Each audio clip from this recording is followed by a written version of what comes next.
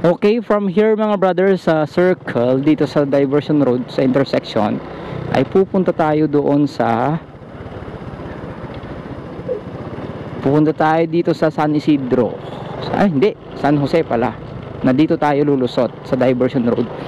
At ang una nating pupuntahan is yung sa mga di pa nakakaalam, yung daanan papuntang Reasonable Hospital. So mula doon sa circle na yon, dito sa bypass road mga brother ng Candon City, ay tuturo ko yung daan papuntang Reasonable. Dadaan rin mismo tayo sa tapat ng Reasonable para makita nyo. Yan, lalo na sa mga emergency needs.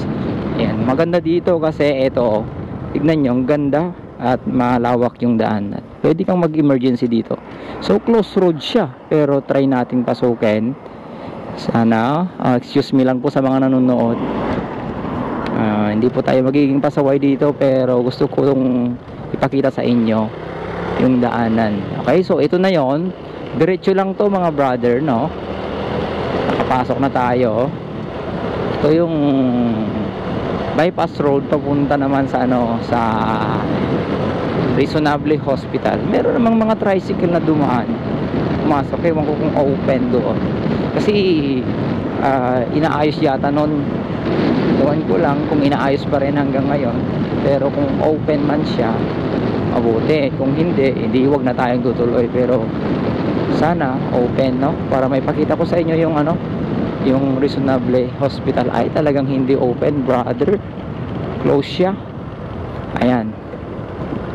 Ayan, close siya mga brother. Pero kita naman siguro hanggang dito yon, yung hospital, General Hospital mga brother.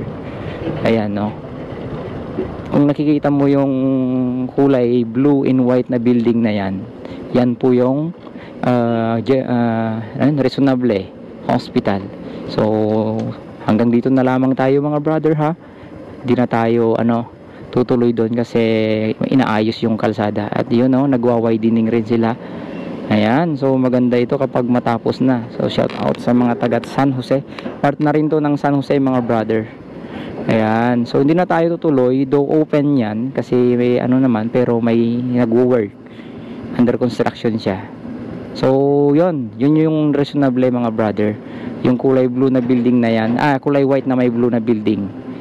Yan. Yung wall is white, yung mga beam at mga poste niya ay kulay blue.